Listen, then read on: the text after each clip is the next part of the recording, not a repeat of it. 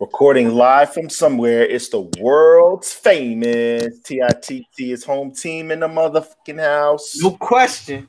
As always, it is Davis backwards. And who? State your name, gangster. Hipnotik365, aka OG Henny Low. What's going on? I was listening to the Chronic today, man. Hey, what's going on, man? As always, we are recording courtesy of ourselves, but we have a few affiliates, friends, family members that we like to shout out before we get into our show. Filmatic, like who? Oh, you already know, man. Of course, we got to talk about the War Room Sports Podcast Network and their flagship show, The War Room, with our brothers, the Generals. I mean, shout out to Dev B. Austin and the homeboy, Jimmy the Blueprint. Yeah. Also, Stimulate Your Soul. We are a part of that movement. Farside.tv. You can check us there as well. So shout out to Maggie. Shout out to Brown, everybody that's with the whole, again, Stimulate Your Soul and Farside.tv movement. And also, yeah, shout out to John Appetit, man, because they have like every time I listen to them, man, I'm ready to have an 11-course meal. Yeah. Shout out to the Burtons doing their thing as well. No doubt. As Italiantwine.com, your fine timepieces, watches. Spring is here, so all different types of things coming around. Easter, birthdays, Mother's Day, Arbor Day rolling around. Just because, just because that's always fresh. Yeah, that's right. Yeah, and definitely, Phil, one more thing that we definitely need to let people know that we're affiliated with, and that is the Hip-Hopreneur. Cedric Muhammad has a new show that is available on YouTube. So please check him out there on Instagram as well as on Twitter. It is at Hip-Hopreneur. Yep. Cedric Muhammad, former, Renaissance man, pretty much, but manager of the Wu. Manager of the Wu-Tang in their heyday, as well as a global economist that has some really bright ideas on how to. He'll be kicking it with us very soon, man. Definitely. Shout out to Cedric. Definitely. And kind of just segue into what we're about to talk about today is, people that are chronicling hip hop, that are also living hip hop, and most importantly, they are disseminating hip hop to people throughout the planet. And we're actually about to talk to one of the best in the business, man. Absolutely, man. What we talk about here, man, is culture conservation, man. That's we like to consider ourselves culture conservationists, preserving the art and the culture of hip hop, not only the music but the prose, the words. We like to harken back. My central words harken. we like to harken back to the days of when the source. Publications like that actually meant something. When you would fiend to get to a newsstand or your record store or drugstore, wherever, to get that latest write-up for the latest album. Obviously nowadays that's when digital, everything's online, but you still fiend for that word from somebody whose opinion you respect. And tonight, Vibe, we have a young lady with us that has written the word, so to speak, on the kind of music that we appreciate, quality hip hop music, music. Listen, when you say that, we're talking about no trap, we're talking about no mumble rap, we're talking strictly boom bap. We're talking about bars. So, ladies and gentlemen, we have with us one of the writer of writers, as I often find the saying. We have with us the Hipnotik1. How are you doing tonight? I'm doing good. How are you guys? We're doing awesome, man. Doing very well. For those that don't know, when we say the Hipnotik1, we're talking about someone that has one of our favorite pages out there right now, Weekly Rap Gods, as well as weeklyrapgods.com. Like Phil was saying, the writer of writers. Your pen game is official. Yeah. I mean, let's talk about that. I mean, thank you. We're elated to actually be able to have a conversation with you right now. How you feeling today? I'm doing pretty good. I'm Good. not doing any write-ups tonight, thank God. I got a little bit of a break. So Is that a part of your normal nightly routine? You probably pretty much. I write for 2 sites. So I write for Weekly Rap Gods and I write for Insomniac magazine. Gotcha. So I started with Weekly Rap Gods in May of last year, 2018, and then now I started writing for Insomniac around the beginning of January. Okay. So between both sites, I've written a lot. and that's what I say. I don't want to confuse people. I just mean just in terms of just what you've been able to do, just in terms of just some of your posts and just some of the things that we've been able to read. I mean, it feels like, you're the quarterback of that thing to us. So, yeah. And you definitely have kept us aware and put us on to a lot of artists that end up making some of our playlists and some of our faves. So definitely a big shout out for that. Vi, you know how we do, man. We're Marvel. It's only we're Marvel Comics away, from the end game, baby. Yeah, man. April 26th. About to get my pocket protector out. But no, seriously though, we like to talk about the origin story, how people fell in love with hip hop, how you got bit by that radioactive spider, so to speak. So we extend that question out to you. What was that moment for you in terms of hip hop where you knew like, this is it for me? Well, I actually get excited to tell this story now because it's different than a lot of people's stories. But I'm tuned in. Yeah. So basically, everybody keeps asking me who put me onto hip hop. I kid you not. I got into it on my own as a little kid.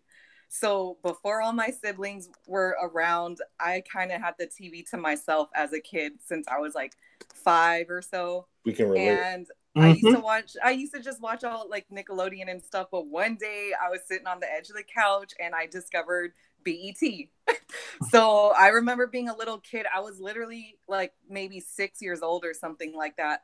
And the earliest memory I have of the first video I remember seeing as a little kid was Scenario from A Tribe Called Quest. Nice. I was a little kid watching it and I was just like fascinated. And then ever since then, I just was always on like MTV or BET, wherever the music videos were. And then another one was Jizza's Cold World, and then some Kill Army video. I was the little kid listening to stuff I had no business listening to. And literally the couch that I sat on had a dent in it because I always sat on the same spot and I would just stare and look at all the videos. And that's awesome. I was just fascinated with anything East Coast, like ever since I was little. And when I was in middle school and I think late elementary, my favorite show was New York Undercover. So I used to ask if I could stay up late on those nights so that I could watch that. So literally, I was a little kid that just discovered it on my own. Nobody really put me on. I mean, my cousins on my mom's side were Filipino, so a lot of Filipinos break dance, and my cousins were into that kind of stuff and NWA and all that. But in the household, I literally discovered it on my own. That's awesome. Oh, that warms my heart, man. It's just... tell the people where you're from. Like, where'd you grow up? Oh, that throws people off. I'm from San Fran, Cali. So that throws people off. They're just like, yeah. When people started hearing me on podcasts, they were like, I had people message me and be like, yeah, you don't sound how I expected you to sound. They were like, yeah. Oh, damn, the Niners. Yeah. What up? Yeah. So here's a nice little, I guess, thing about Phil. Phil, what's your birthday, man? You got a birthday coming up. When is it? April 9th. 4/9. That is my birthday is 4/9. I am 100% born a 49er. Oh, word. Yeah, that's what's up. And that is for anybody that knows me, they already know I am gold-blooded. I can show you all that good 49er paraphernalia up there in the sky. So that's so crazy because I knew you were from Cali, did not know you were from the Bay though. So that's what's up, man. So I people are thrown off. Like when I went on the first podcast and people listened to it, I had people messaging me and they're like, you did not sound how I thought you were going to sound. I was like, what did you mean? And they were like, we thought you were going to have a Latin accent, or that you were going to sound like you were from New York. And when they find out I'm from San Francisco, people are just like, yo, like, how did a girl like you from like a inner city neighborhood in San Fran get into East Coast hip hop? And I was like, I don't know. And ever since I was a little kid, anything that was New York, East Coast, I just loved it. I would just stare at the TV screen at all those music videos and just be like, wow, like, no lie. as fascinated, as you are with New York, I know I can definitely attest to my brother. Like, obviously he showed you like his love for like the Niners, but we both are as fascinated about San Francisco, California. Like, it's the whole entire Bay, really, but the whole Bay, but like definitely the whole Bay, like Oakland, like definitely, like, but just something about San Fran, and like when you actually meet someone from there, is rare. Pompey's Grotto, man. That's my favorite spot in San Fran. Going to the pier. But exactly, like it's just one of those places where you can't really describe it to people until you actually. That's how I feel about New York. I think a lot of times where we're from, we get excited about the other side, because I know a lot of people on the East Coast, they're like, I want to come to Cali where the sun's at, and I'm like, yo, if you live anywhere in like by the coast, it's cold. Like San Francisco, Daly City, that's like Fogtown right there. Not everywhere in Cali is warm. And then a lot of people from Cali, well, never mind, I take that back. A lot of people from Cali that I know, they're very close-minded, where it's like, no, I'm from the Bay, this is what I'm a rep. So I get people joking with me all the time. They're like, why don't you go take your ass to New York? Take your ass to the East Coast. Literally, because everyone's like, you're from the Bay. They were like, why are you so into New York? And I was like, I don't know, that's how I am. Yeah. So my ears are just different, I guess. I don't know. Yeah. I don't know what it is, but so have you been like, when's the first time you went to New York? In July of 2018. Really? Wow. Yeah, that was what threw people off too. They were like, as much as you love New York, you waited. I went to Philly for like one day in 2017, but my real but I really went to New York in July last year. Wow, and linked up with a bunch of people. I was there with a bunch of folks. I was there for like video shoots. I got the ultimate hip hop experience when I was out there. I was meeting rappers that I do write-ups on, so they were able to be like, oh, you're like, they knew who I was. They were like, oh, you're Hipnotik, like you're the one that did the write-up. Now it's just we're putting a face to the name. Nice. So it was pretty cool out there. And there's something like what you said about San Fran. That's how I feel about New York. There's something about the air and like the structure of the buildings, the accents are different. Like the vibe is just totally different. So man, Andre 3000 said something that I 100% believe, that the music for the different areas sounds like how the places look. Like New York, like I could see that when you hear like Illmatic, or you hear like especially like 90s hip hop from New York, it sounds like New York. When you hear like Outkast, Southern Playalistic, it sounds like how Atlanta feels. And then the same thing with music from the Bay. You hear Too Short. Yeah.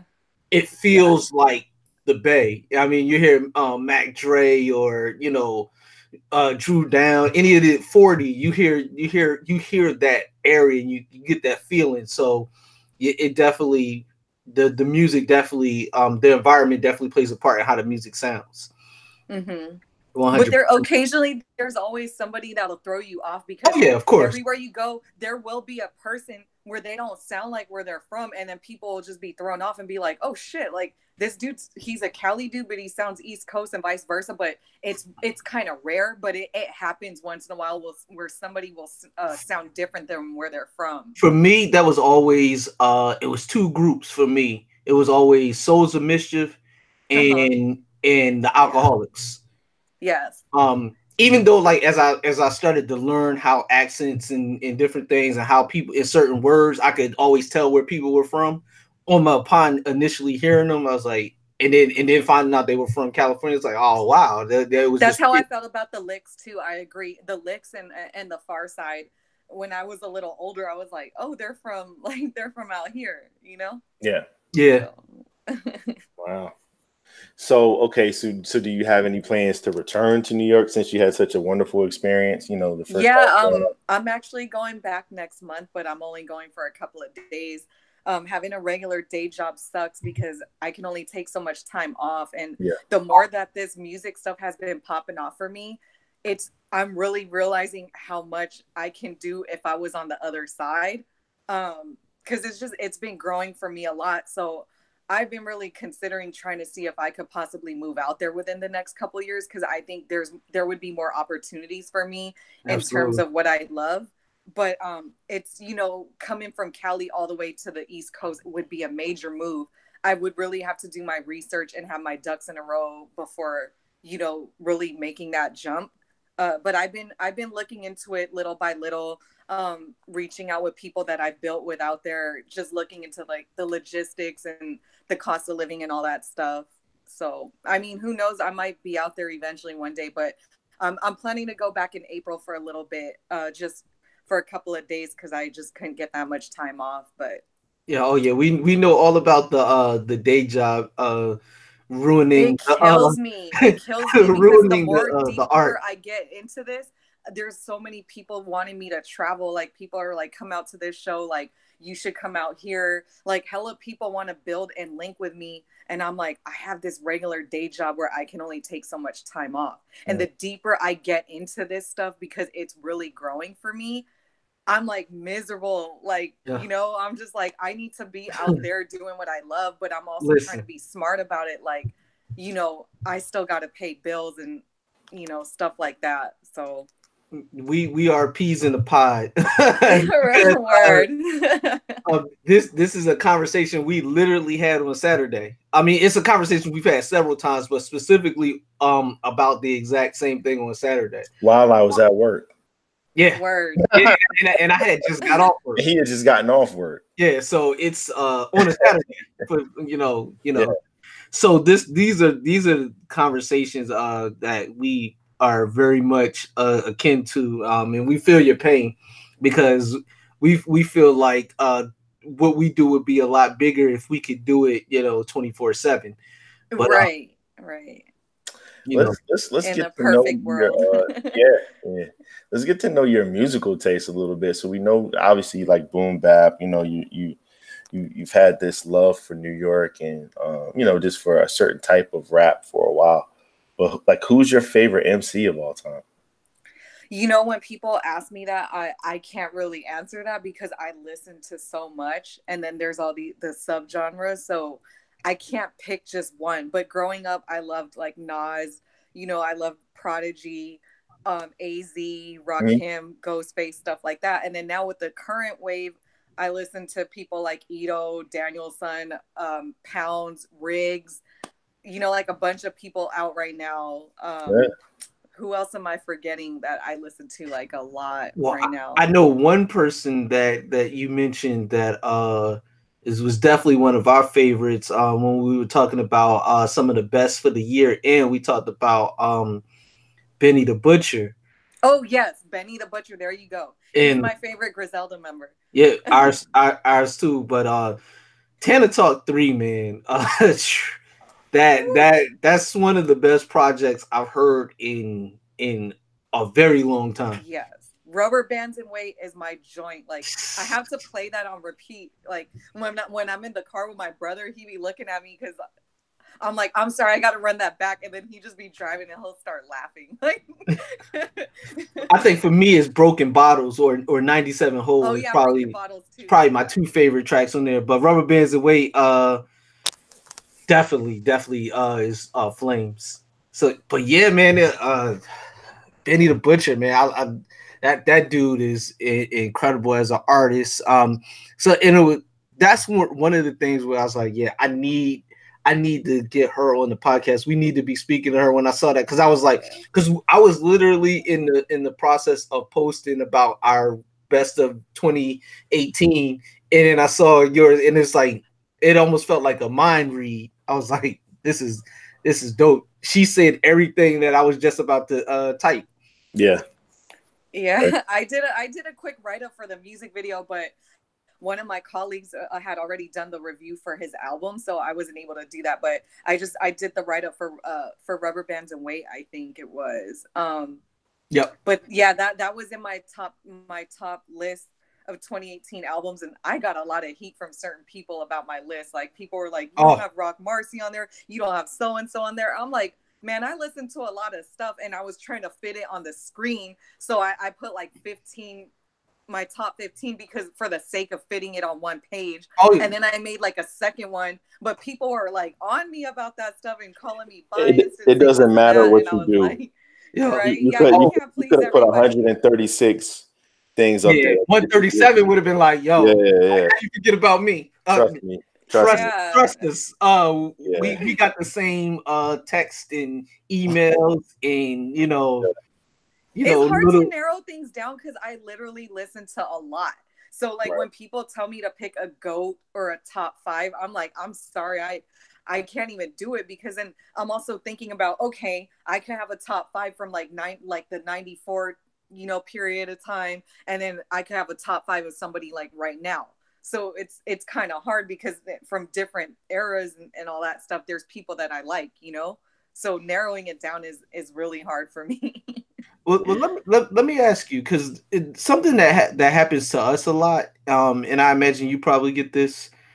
What do you say to people when you get the question or the comment that there's no good hip hop out there to listen to? Oh, I try not to be petty, but like sometimes when I put a post, I'll literally tell people like, use my page as a resource for what good stuff is out. If you don't check any of this stuff, I don't want to hear you complain that there's nothing good on there if you're not willing to listen to what I have. Because that kind of pisses me off about people, but I learned not to like get all stressed out off of internet stuff.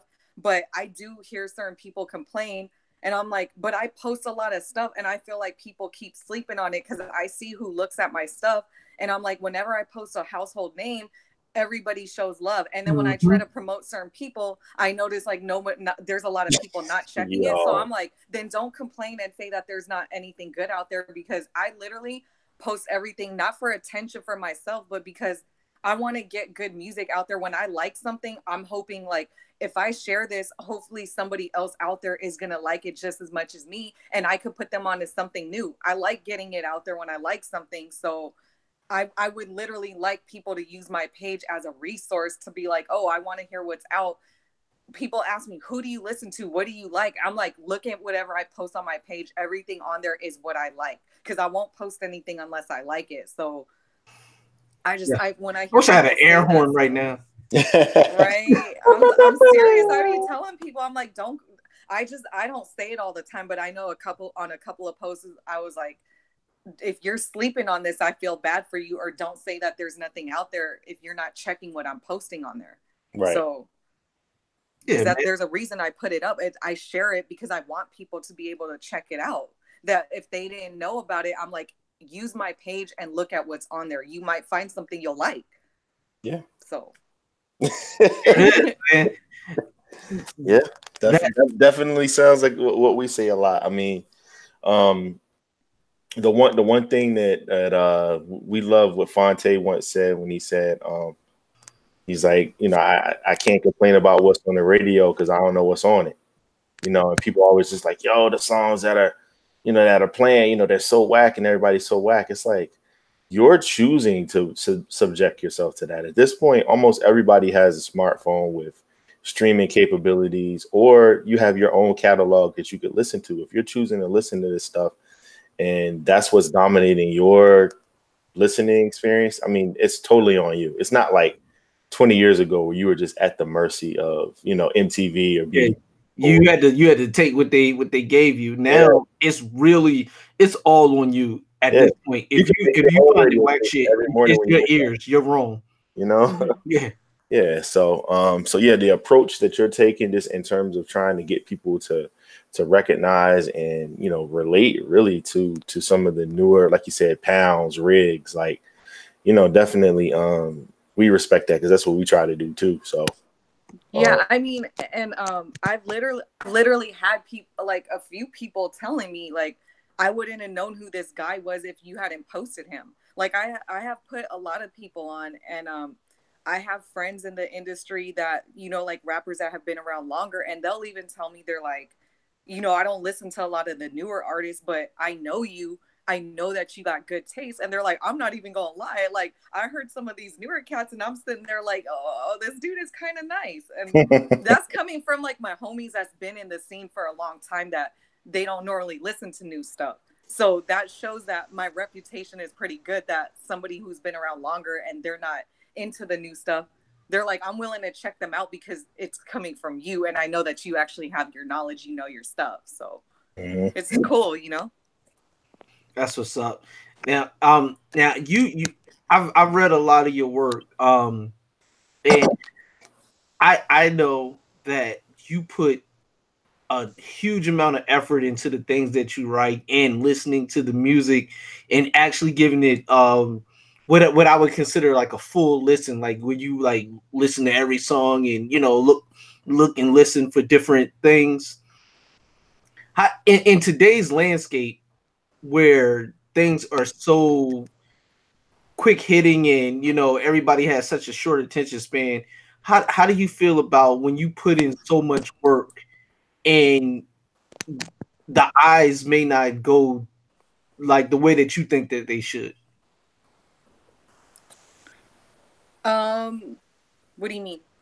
Like when you put, you know, you write up, you do this great write up on an album review, and people don't read like people, if it's not pictures, then they're like, do you get it where you don't feel like people are reading as much of your work as they should? And is that a frustrating feeling?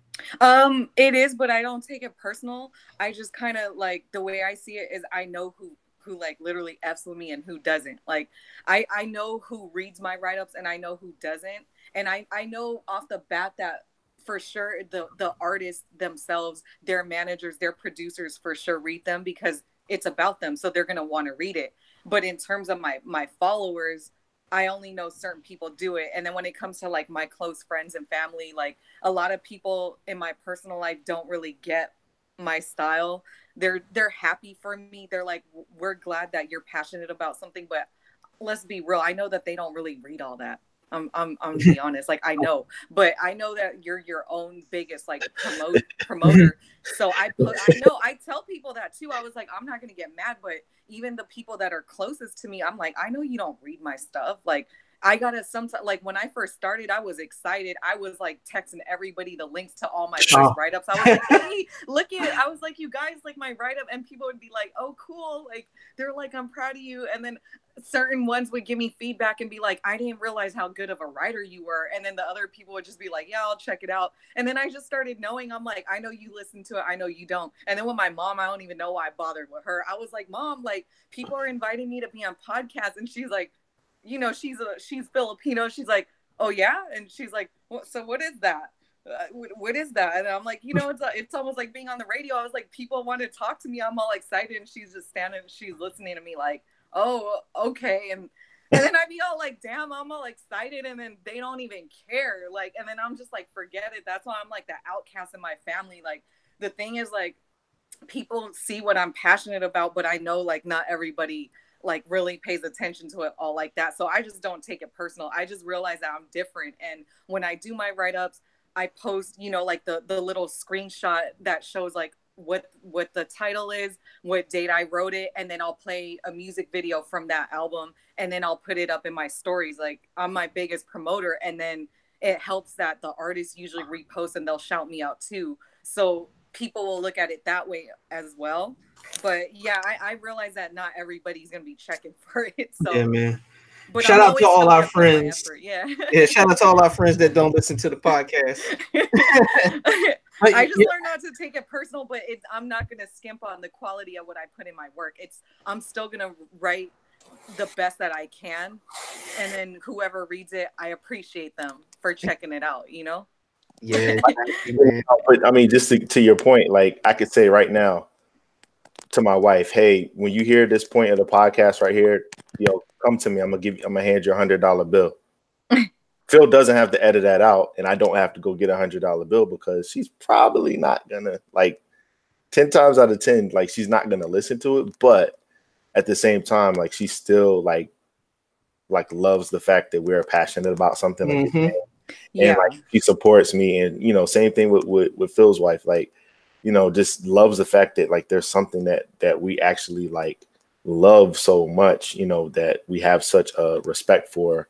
And I mean, to be honest, like it really is like almost like its own like fraternity / sorority. Like when you meet someone that's really into what you're into, kindred spirit, man. Yeah, it's just you know, it's unexplainable, you know. But we want to let our listeners get to know you a little bit more. Of course, again, we are speaking to Hipnotik, as Phil said, writer of writers.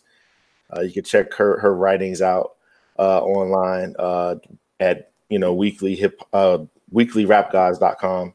Insomniac Magazine. What was the other one? Insomniac Magazine. That's right. Insomniac.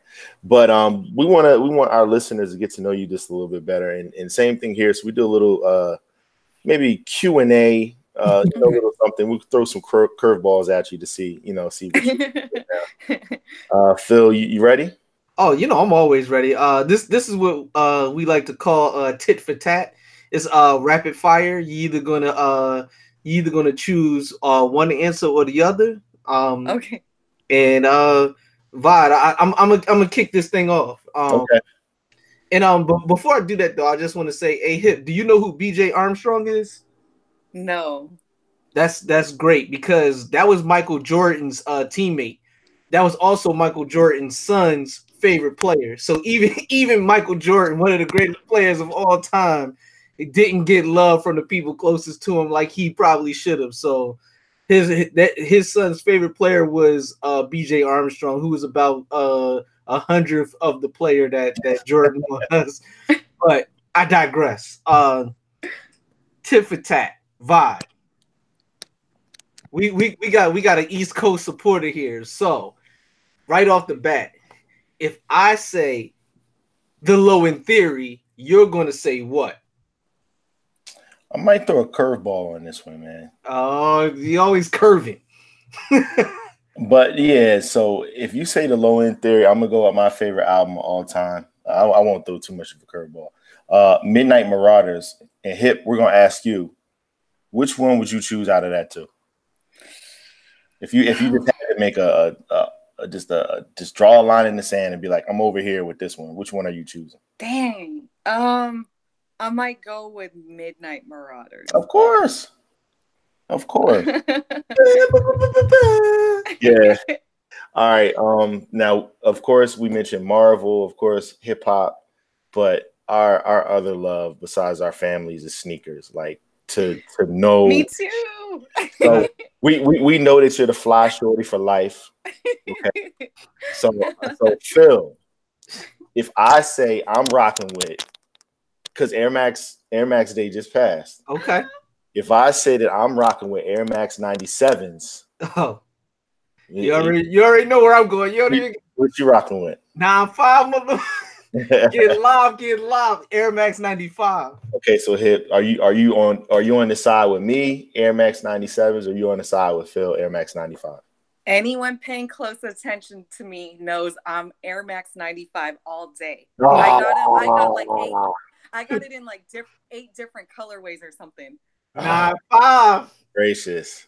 Get live. All right, it's 1-1 right now, Phil. All right, so here you go.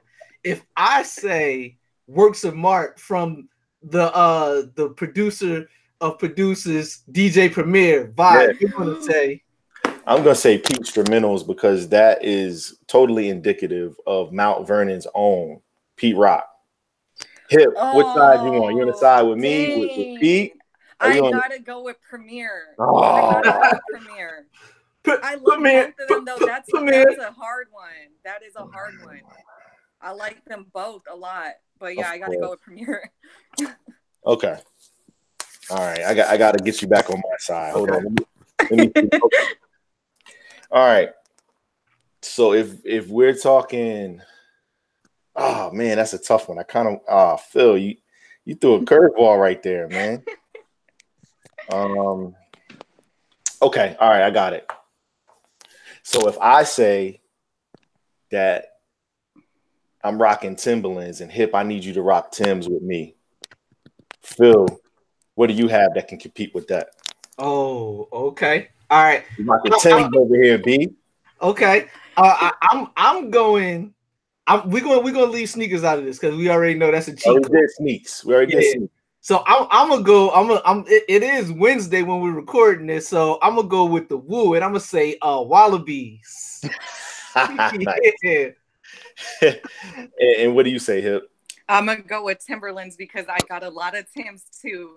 Those are my favorites after Air Max 95s. I got like 6 Timbs all season. There we go. Ass kicking reasons. All right. All right, back on the side. It's 2-2. We got a couple more for you. Okay. All right. I'm going to ask you. We're going to pick boroughs. So if I say, you know, Queens get the money, long time no cash. Yeah. Vibe. You're going to say Brooklyn keep on taking it, man. The County of Kings, man. Brooklyn, stand up. 718. You got to pick. Who's your favorite, man? MCs from Queens or MCs from Brooklyn? I gotta go with Queens.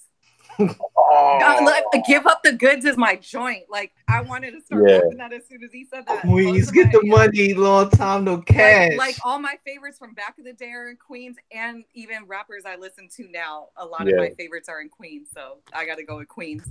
Shout to Prodigy, who you mentioned earlier. We shared the same birthday, November 2nd, so he was always one of my favorite guys. But I would feel remiss if like you talk about Queens. Here's one of my favorite lines where he mentioned Queens. He was like, I'm from QUE, another ENS. So by your small tough talk, I'm not impressed. I see you in the bridge. I'll make you undress. Give up the money, the polo, especially the guests. Yeah. like that was always just the hardest line to me ever. So. Salute to Have and P. Rest in peace. Whole infamous mob. You weren't wrong with that. I'm glad you picked that because I probably would have picked that too. All right. A little bit of Cali love. If I say I'm riding with Tupac Shakur, Phil Matic, who you riding with over there? Come on, man. It's the SNOOP, DOGG. Wow. All right, so Snoop or Pac? I'd go with Pac.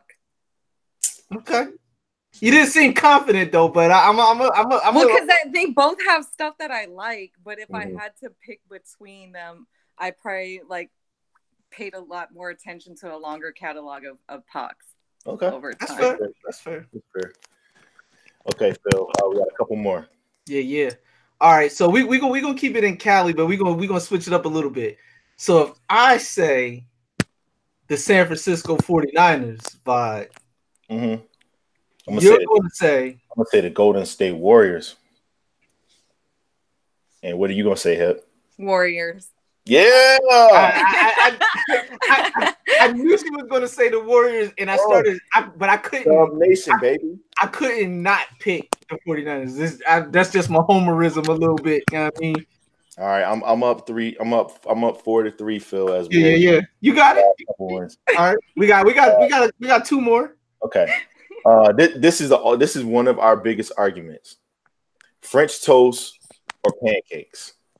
Oh, that's easy. French toast all day. I need to let him talk because I just knew you were going to say pancakes. Look, Phil. What rivalry? I didn't even let you talk because I just knew she was going to just say pancakes. All right. What rivalry? All right, so it's tied 4-4, man. This is the tie. I'm about to end this thing right here. All right, let's go. All right. So if I say eat that shit that make your soul burn slow. Yeah. I'm gonna say take over. The break's over. This is easy. I'm gonna go with Nas. He's my favorite. Oh. Ether is the one. Oh my gracious. Gang. All right. Let me do the tally. So were you guys surprised by my answers, or you guys didn't know how? No, that was a calculated. Yeah, he knew about that. I was a little thrown back by the Golden State saying I thought we had a connection with the San Fran and the. To be honest, sports is not my expertise, so I kind of stay out of those conversations because I don't want to sound like I don't want to pretend I know what I'm talking about. But I've always understood basketball more. So that's why I was like, I went with the Warriors. But everyone that knows me, when I hear sports conversations, I'm like, oh, I stay out of that. But if people want to talk hip hop, I'll be like yapping all day. But the sports, I'm like, I'll leave that up to you guys. No worries. All right, Phil. So it looks like you actually did get the W on that one, man. So Hip is over there on your side. So the French toast in the ether, I just couldn't compete with that. French toast, man. It's everything. It is, man. Don't get me started, man. We've had this conversation, man. It's not even close, man. This is a 3-0. That's a real argument you guys have with each other. Man, if I told you some of the he's got all these stipulations, he's like, when you put the egg on it just right, and then you turn the pan, and then you have the cinnamon, and when you do that, then it's got to be 196.5 degrees, and then you got to sit there with the spoon. And with pancakes, it's literally just, listen, I made the batter, I went ahead and whipped them up, I put it to the heat, and that was it.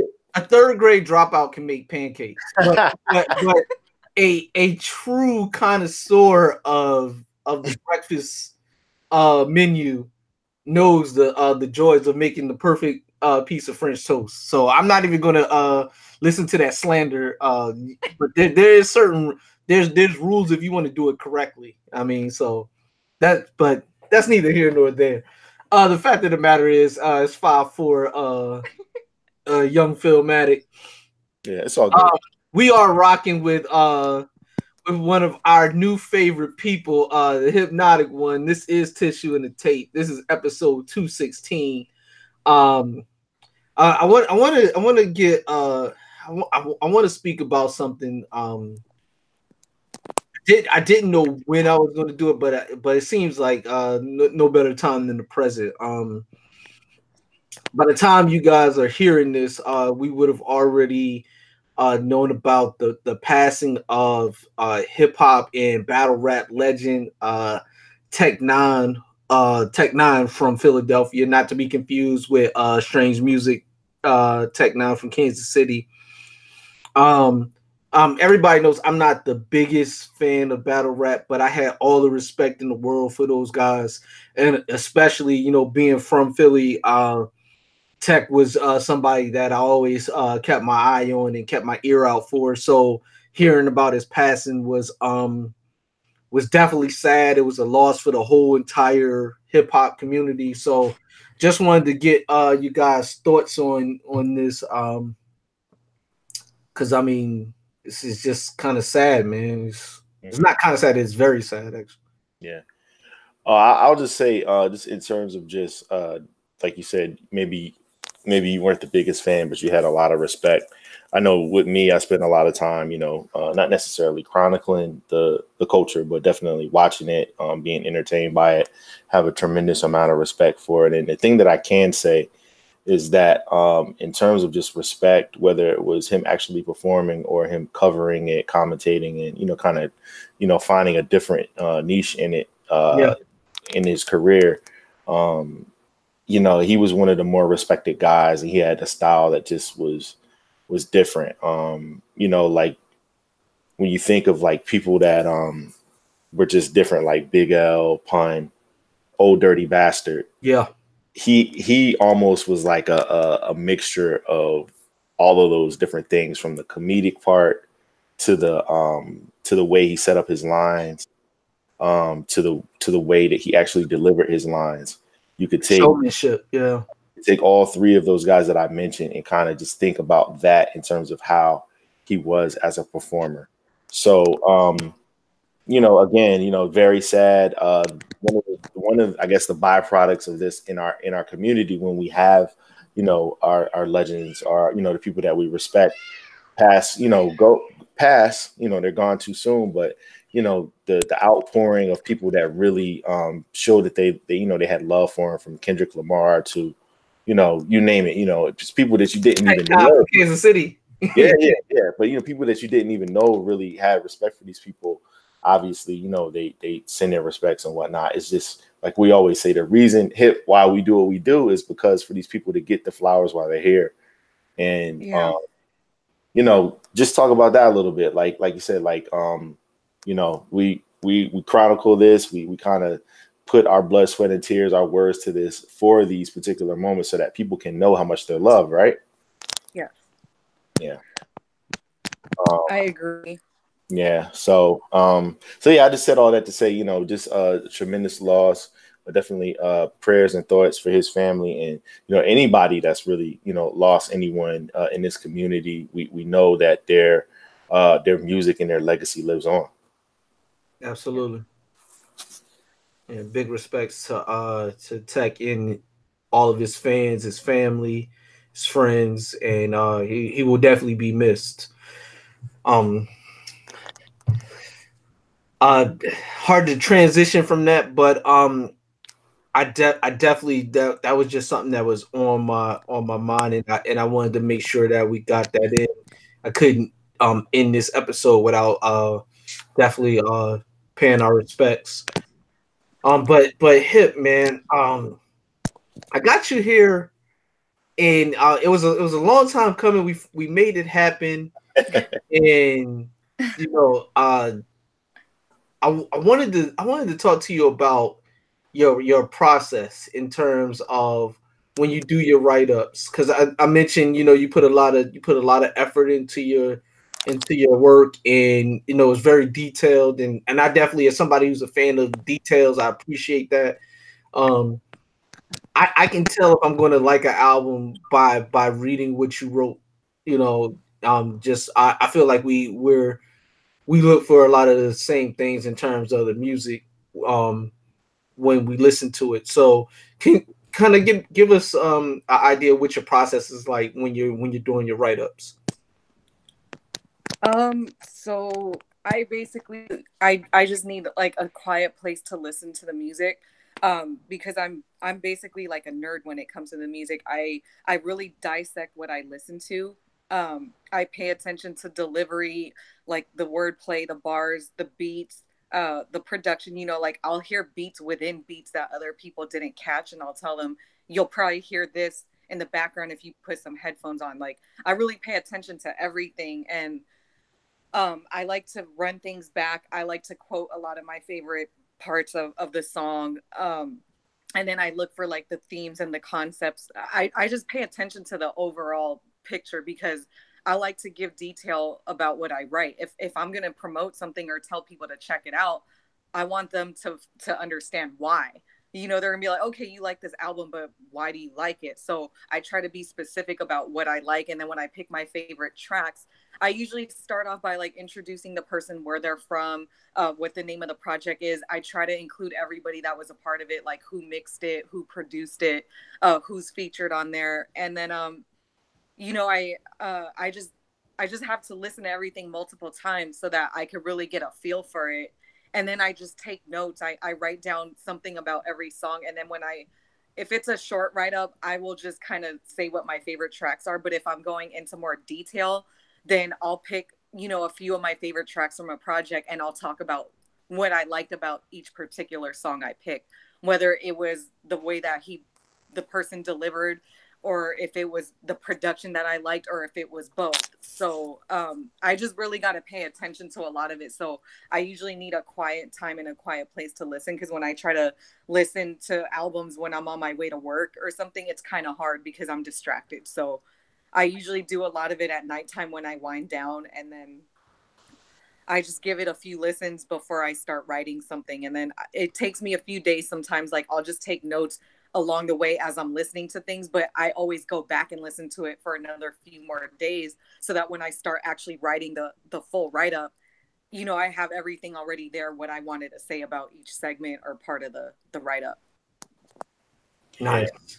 That's a lot of time and effort that you're putting into it that I know a lot of people aren't. Just based off of everybody. Like an album could come out at midnight and you have think pieces on it at like Yeah. 4 a.m., you know, 5 a.m., like before the sun even comes back up. And it's like, if you just heard this how I just heard it in the last couple hours, like how do you have no way in the world, like or you'll get the people who didn't get it in advance of it in less time than the album actually is. Like it'll be like an hour and 20 minutes of an album, and you know 35 minutes in they got a full review. Like there's no way you could have listened to the whole thing, one, and then you didn't hear it even if you did hear every song. Yeah, I mean, most people are in a rush to get their take out. Is that something that you've recognized, that you see?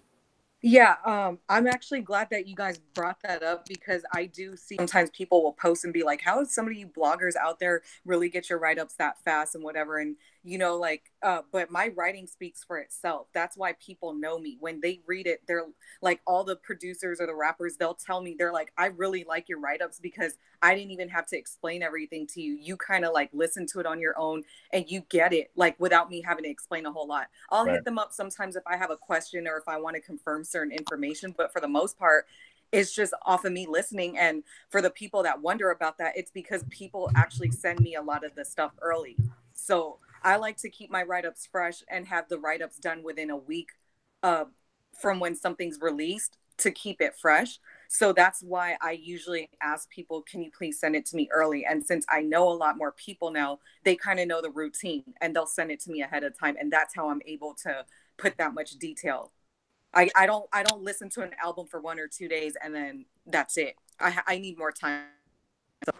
And it reflects in my writing. Yeah, so that's true.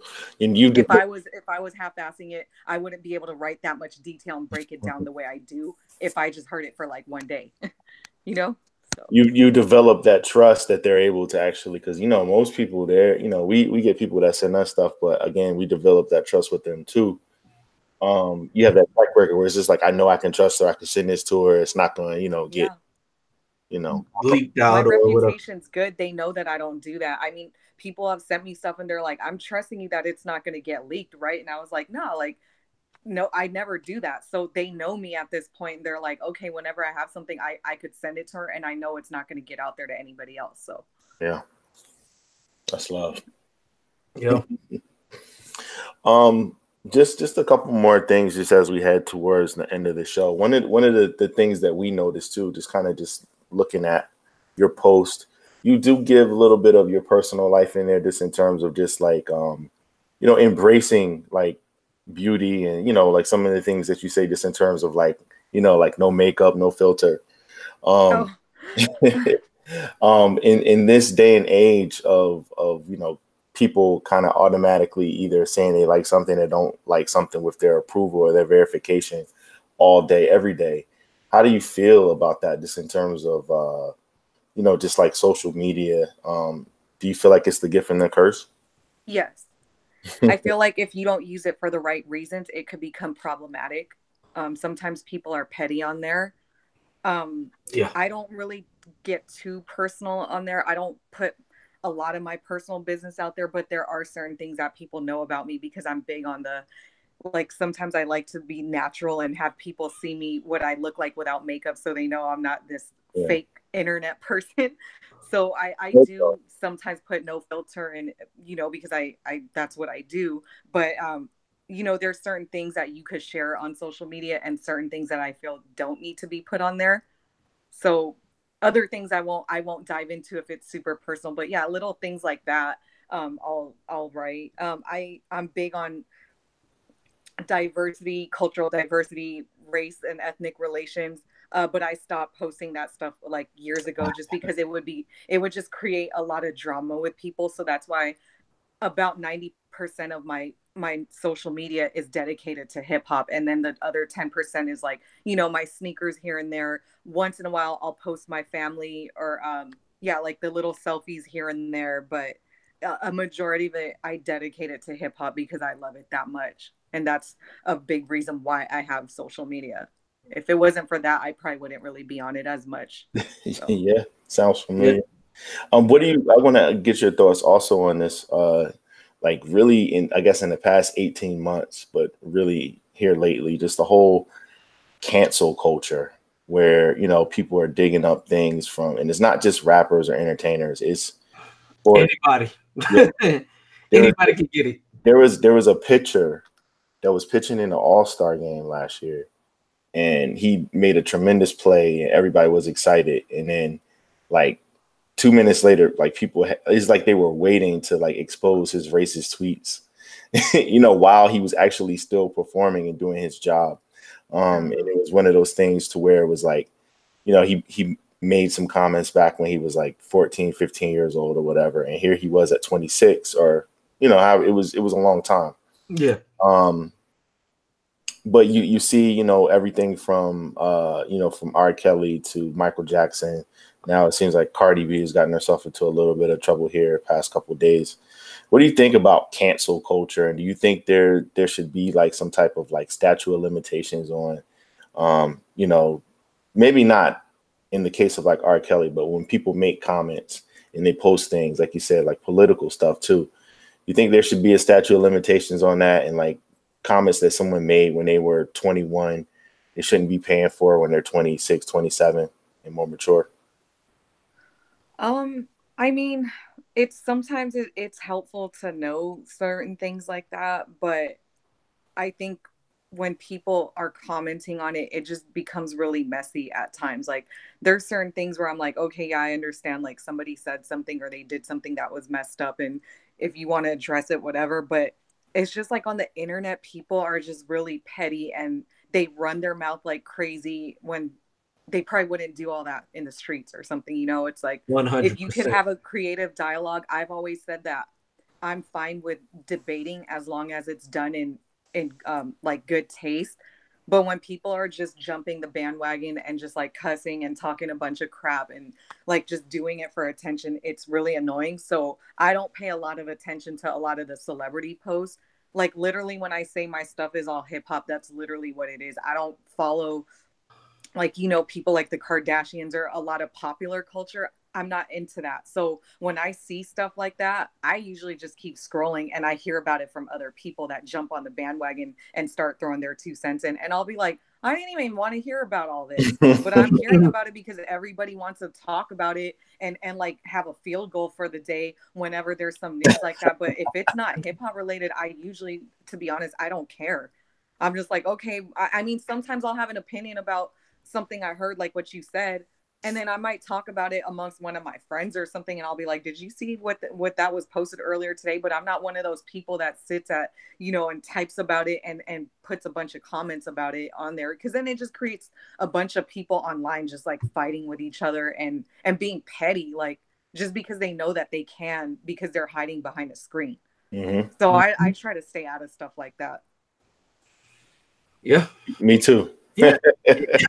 No, like when we do tissue to tape, I almost never post anything that's not related to hip hop. I mean, I feel like so much stuff is hip hop, whether it gets credit for it or not. Which brings me to one of the things I definitely wanted to ask you your thoughts on. How do you feel about like I guess cultural appropriation, like athletes and entertainers battle rapping on TBS? Like I don't know if you're even aware that it's a show. What's it with Method Man is the host? Drop the mic. Yeah, I saw that. Yeah, like I can tell. I wish you guys could see her face for those. Well, the level of in her comment said it all. She's like, yeah. But the face accompanied with the tone, yeah, like on one hand, I'm like, this is ridiculous. Like, there's no way this person should be, but then on the other hand, I'm like, it just goes to show you like how powerful the culture is, that these people that have no business touching a microphone are up here battle rapping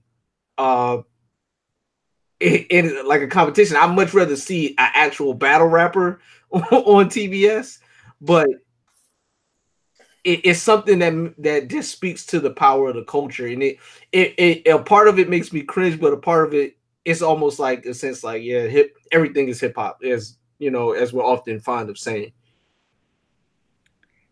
Yeah, it's annoying, to be honest. I do like that a lot of people love hip hop, but when it's real gimmicky like that, it's annoying. I don't condone ignorance. I see a lot of stuff on the internet and I'm just like, why? Like when I see some of the like these young kids and like they're just acting ignorant and pretending to be rappers or they're holding fake guns and stuff. I'm just like, yeah. A lot of people get a kick out of stuff like that and they laugh about it and then it's entertainment for them. But I think that I've always been a little more mature for my age than other people. So when I see stuff like that and everybody's laughing about it, I'm just usually more like, I don't know what's so funny. I'm like, that's not even cute. Like, and then these people are making money off of that. Like they're acting ignorant and then they're getting rich off of it. It's like, if I don't like something like that, outside. I don't condone that at all. Like, I think it's cool that, hip hop it's as global as it is, but when it's kind of gimmicky, I'm kind of like, like I know that show was all staged, the one that you brought up. Yeah. I think most people know that. But I just, I don't condone ignorance or like just gimmicky stuff because like hip hop comes from like a real place, like real struggle. And when you see some people where it feels like they're making fun of it, I don't really like that when I just see people with like the fake guns and throwing money around. I'm like, that's what you associate hip hop with. Like, you're ignorant. Like, that's not everything that hip hop is about. And it kind of pisses me off. Like when people think they're being funny and then they're like, oh yeah, I want to rap. And it's like, oh, you want to rap. So that means you got to like throw a gun on the screen or like, walking around with the rags around your head or like showing a grill and throwing money. That stuff is not cool to me. Like I don't consider that hip hop. You know what I mean? No doubt. That stuff to me is just like, I feel like that stuff is just gimmicky. I don't entertain it, but. Can we just talk about the ladies? It's only right that, we do that while you're on the line with us. One of the segments that we do in our show, we obviously give a lot of credit to ladies, not only in hip hop, but just in general, but more specifically, of course, just people of color, whatever it is, all ethnicities. But just talking about some of the ladies, who are some of your favorite MCs that are ladies? There's not a lot right now. I do like just period Streets, which is a Rome Streets girl. Okay. She's nice. I've seen her perform once, and she was real nice on the mic on stage. But back in the day, it was like MC Light, Queen Latifah, stuff like that. But I haven't really gotten into a lot of current female MCs, so most of the stuff I listen to are male. But I would say like right now, currently, like I do like China Streets though. She's nice. I've done a write up on her EP before. So. See, and that's the whole thing. Like you just put us on to something. Like that's why I ask questions like this, because you just never know what someone's gonna say. Like So I not only will I look for your write up, I'll definitely check her out too. Yeah, I mean when she was when I seen her perform in Philly when I was there in the summer. I didn't get introduced to her, unfortunately, but I was with people that like I was around like Rome Streets and like other people, but somehow people forgot to introduce me and her. But when she was rapping, she did her little set. You could hear all the dudes. They were like, "Who is that? Like, she's nice," and everyone's like, "That's Rome Streets girl. She can rap. Like, she's got it." So yeah, you should probably check her out. Okay. But I haven't heard anybody else lately that I'm sorry, I'm actually kind of stumped there. No, that's fair. I mean, that's fair. That's fair. That's fair. But I mean, I know if there is somebody, you'll when you review it, we will know. Oh, one more. I'm sorry, Shay Noor. She's on a lot of 38 Specials stuff. I don't know if you've heard of her. She's dope too. I know you're talking about. I just forgot. 38 Specials, one of our faves around here. Shout out to DJ Rick G's, who is a big 38 Special fan.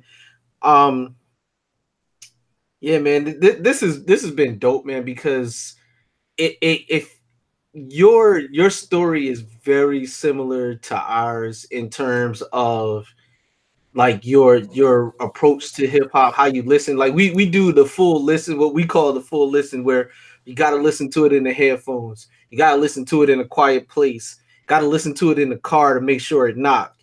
you gotta listen for the words. So you gotta listen to it like in all these different environments to get different feels for the music and all those things. So when you talk, that's why I say when I read your write-ups, I already know if I'm going to like it without even hearing it, just because I know that you actually listen to it. I can tell from the way you write about it and the passion in which you write that it's something that you really enjoyed, or you're being 100% honest. It's not it's not payola. It's not because that's the new hot artist. It's because it's something that you took the time to listen to. So I definitely wanted to give you props for that, and let you know that there are people that do appreciate what you do. Thank you. I appreciate people that appreciate me. I don't expect a whole lot either, but I just appreciate when people appreciate like the work I put in. Yeah, because I do get a lot of stuff about my looks all the time. It throws people off because they're like, you don't look like you would listen to that kind of stuff. And yeah, like people just like, they compliment me on my looks, but I like when people actually recognize what I do, like, because I've really put all my like effort into these write-ups. So it feels good when people actually recognize it. And I'm grateful for everybody that, checks it out and recognizes what I do. So it means a lot. Oh, thank you. Just to add one more thing to the full listen, if I can't cook to your music, or if I can't wash my dishes to you your can't music, make French toast to the music. I don't want it, man. Like that, like those two things are like, and especially with the kitchen, like either messing up the kitchen to cook something, or either cleaning up the kitchen, to make sure that it's good for the next meal. If I can't do that, if I can't listen to your music and do those two things, chances are, yeah, if I'm going to write up about it, it's not going to be a good write up. So yeah, that's why I got to get a feel for it. That's why it takes me so long. Like right. I really need to pay attention, and it's like if it's going to put me to sleep, I'm like, no. Like Yeah. I really need something I could vibe to, whether it's like something super grimy or super energetic. Like it depends on my mood, but I got to be able to feel it in some kind of way. Otherwise it's a wrap. Yep. So what's your go-to cooking music? I usually just have like a random playlist thrown on with a bunch of different stuff. Because I like hearing variety. So sometimes I'll listen to a full album, but a lot of times like I'll have it just like on a shuffle play where it'll just be playing a little bit of everybody I listen to. So nice. Mm-hmm. Well, you've come a long way from watching Jizz's Cold World on the couch and leaving a dent in the couch. So let's just say you've got some huge you got a lot of potential. You got a lot of things that we're looking forward to seeing you accomplish, and your work, like I said, it speaks for itself. So we appreciate you rocking with us. Phil, was there anything else that we needed to talk to Hip about before we let her go? Of course. Well, now that we've done this, you are part of the extended HeatHolderz family. So you have an open invite to come back and rock with us anytime. Thank you. I appreciate you. You definitely are a kindred spirit in terms of appreciation for the culture and the music. So I definitely wanted to thank you for that. And we gonna outro this thing, but stick around for a second because want to holler at you after we end this. Okay. So Vod. Yeah. You know what it is. Yeah. Take us out with the fader. Okay, gang.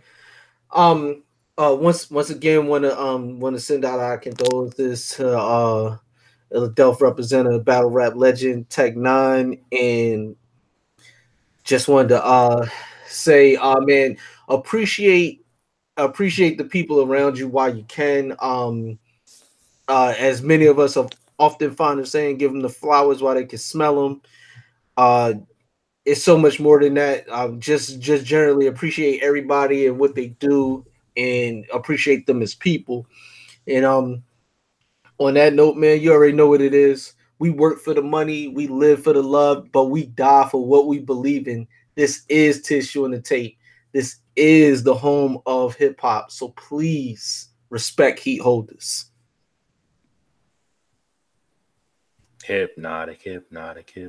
Hypnotik.